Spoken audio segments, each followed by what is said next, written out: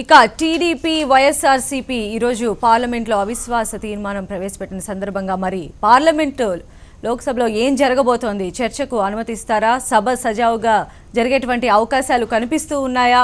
అసలు ఏం జరగబోతోంది? ఈరోజు ప్రభుత్వం పైన ప్రవేశపెట్టినటువంటి అవిశ్వాసం వీగిపోతుందా లేదా చర్చ వరకు వెళుతుందా అనేటువంటి అంశం పైన మనం బిగ్ డిబేట్ నిర్వహించుకుంటూ ఉన్నాం. మనతో పాటు శ్రీనివాస్ గారు, మూర్తి గారు, అలానే బీజేపీకి సంబంధించి చంద్రశేఖర్ గారు కూడా లైన్లోనే ఉన్నారు. సో మనం శ్రీనివాస్ గారు ముందుగా మనం చూసినట్లయితే ఈరోజు కేంద్ర ప్రభుత్వం ఏదైతే ఏపీకి ఇస్తామో అని చెప్పినటువంటి ఆ హామీలు ఉన్నాయో ఈరోజు ఇవ్వకపోవడం వల్ల ఇంతవరకు వచ్చింది. అయితే అవిశ్వాసం పెడతామని అంటూ ఉన్నారు. ఈరోజు పార్లమెంట్లో చర్చ జరిగేటువంటి అవకాశాలు మీకు ఎంతవరకు కనిపిస్తున్నాయి? ఇక మరి కాసేపట్లోనే స్టార్ట్ అయ్యేటువంటి ఛాన్స్ కూడా కనిపిస్తుంది కాబట్టి అదే మనకి సరే వాళ్ళు ఇచ్చిన హామీ నుంచి వాళ్ళు తప్పుకోవటం, తెలుగుదేశం ఆ సంగతి మభ్యపెట్టి ప్రజల్లో 4 ఏళ్లుగా వాళ్ళతో కలిసి ఉండి ఇవాళ ఎన్నికలు దగ్గరికి వస్తున్నాయి కాబట్టి సరే వాళ్ళ రాజకీయ ప్రయోజనం కోసమైనా సరే వాళ్ళు దానికోసం బయటికి రావటం, అవిశ్వాసం పెట్టడం మనం చూసాం. ఇవాళ కేంద్రం ముందు 2 ఉన్నాయి. ఒకటి, స్పీకరు నిన్న శుక్రవారం నాడే 2 అవిశ్వాస తీర్మానాలు వచ్చినాయి అని చెప్పి, ప్రపోజల్స్ వచ్చినాయని చెప్పి సభ ముందు పెట్టడం జరిగింది. అయితే సభలో అల్లరి జరుగుతాం. అల్లరి చేస్తున్న పార్టీలు ప్రధానంగా 2 వాళ్ళ డిమాండ్ అన్నాడీఎంకే, ఇక్కడ టీఆర్ఎస్ పార్టీ. ఓకే రైట్, మనం చర్చ కొనసాగిద్దామండి. లోక్సభ ప్రారంభమైంది, ఇప్పుడు లైవ్ చూద్దాం.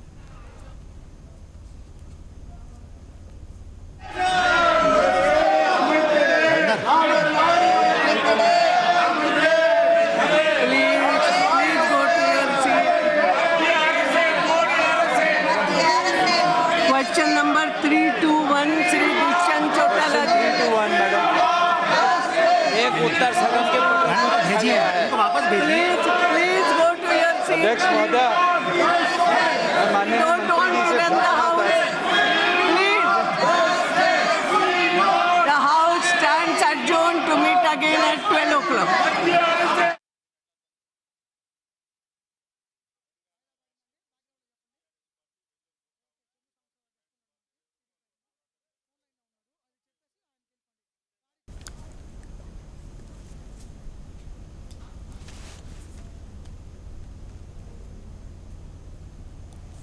సో లోక్సభ సమావేశాలు ప్రారంభమయ్యాయి, కానీ లోక్సభలో విపక్షాలు ఆందోళనలు కొనసాగుతూనే ఉన్నాయి. ఈ నేపథ్యంలోనే స్పీకర్ సుమిత్రా మహాజన్ సభలో వారిని కంట్రోల్ చేసేటువంటి పరిస్థితి కనిపించింది. బట్ అయినప్పటికీ కూడా వారు ఆందోళన విరమించకపోవడంతో ఆవిడ లోక్సభను 12 గంటల వరకు వాయిదా వేయడం కూడా జరిగింది. సో మనం చూసామండి, యాజ్ యూజువల్గా సభ ఎక్కడ కూడా కంట్రోల్ అయ్యేటువంటి సిచ్యువేషన్ మనకి కనిపించలేదు.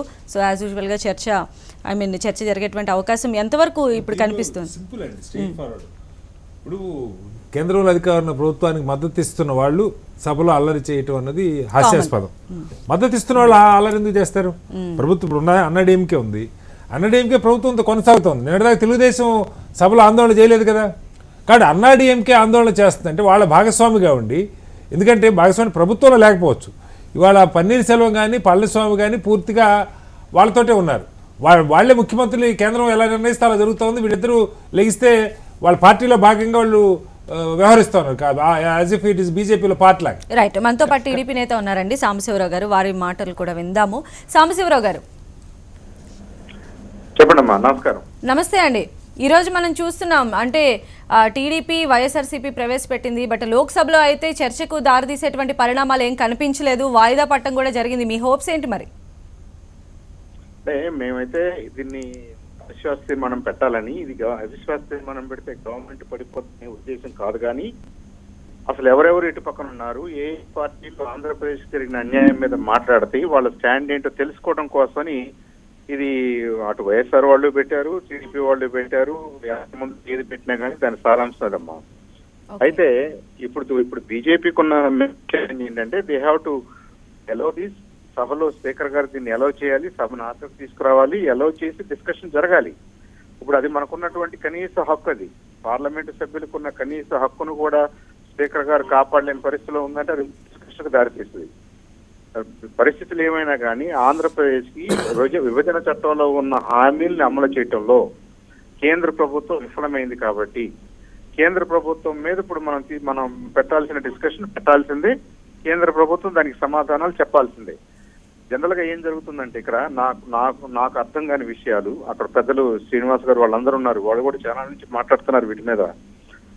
అవుట్ గోయింగ్ ప్రధానమంత్రి గారు కానీ ఆ రోజునున్న ప్రతిపక్ష నాయకులు కానీ ఎస్సీఎస్ ఇస్తామని మాట్లాడారు. చట్టంలో పెట్టలేదు అని కాంగ్రెస్ వాళ్ళు అంటారు, లేదా బీజేపీ వాళ్ళు అన్నారు ఆ రోజున. అసలు చట్టంలో పెట్టాలా వద్దా, పెట్టకపోతే కేబినెట్ తీర్మానంతో ఎస్సీఎస్ ఇచ్చిన ఉదంతాలు ఉన్నాయి కదా. సో అదొక అంశం.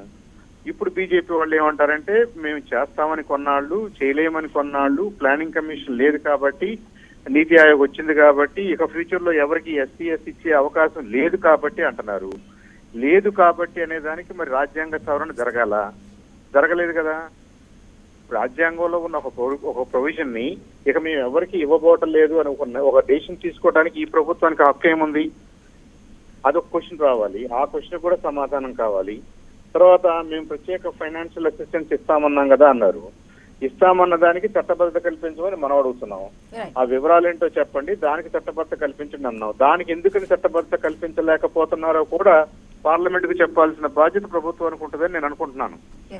ఇలాంటి వేగ్ క్వశ్చన్లు, వేగ్ ఆన్సర్లు తెలుగుదేశం మీద ఇంకో పార్టీ వాళ్ళు, ఇంకో పార్టీ మీద తెలుగుదేశం వాళ్ళు వివరణ ఇచ్చుకునే కంటే అసలు పార్లమెంటు సాక్షిగా జరుగుతున్నది ఏంటి, పార్లమెంట్కి ఇవ్వాల్సిన వివరణ ఆ బాధ్యత ప్రభుత్వానికి ఉంది అని మేము నమ్ముతూ. సాంబశివరావు గారు ఒక్క నిమిషం మీరు హోల్డ్ లోనే ఉండండి. రాజ్యసభ సమావేశాలు ప్రారంభమయ్యాయి, ఒకసారి చూద్దాం.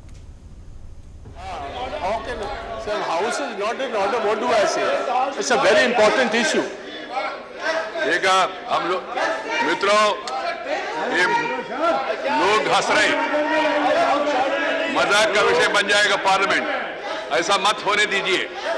मेरा सबको सुझाव है, अब सब लोगों से अनुरोध है, कृपया सदन को चलने दीजिए. ये देश के हित में नहीं है. This is not in the interest of the country. This is not the interest of the parliament. This is not the way to conduct ourselves. What is happening? What is happening? We can't. I am willing to allow all these discussions. I have already said it. Government also is willing to have discussion. Opposition also is saying now they also want discussion. Then why all these problems? I am not able to understand. How long we should continue like this?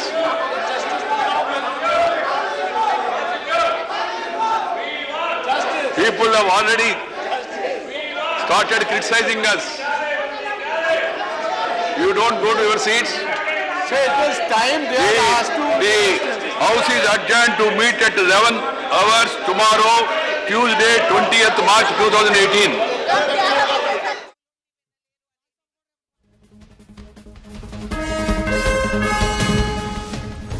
So Rajya Sabha సమావేశాలు కూడా ప్రారంభంలోనే సభ్యులు తీవ్ర ఆందోళన వ్యక్తం చేయడం జరిగింది. Chairman Venkaiah Naidu వారిని వారించే ప్రయత్నం కూడా చేయడం జరిగింది. బట్ అయినప్పటికీ కూడా సభలో గందరగోళ వాతావరణం నెలకొని ఉండడంతో రాజ్యసభను రేపటికి వాయిదా వేయడం జరిగింది.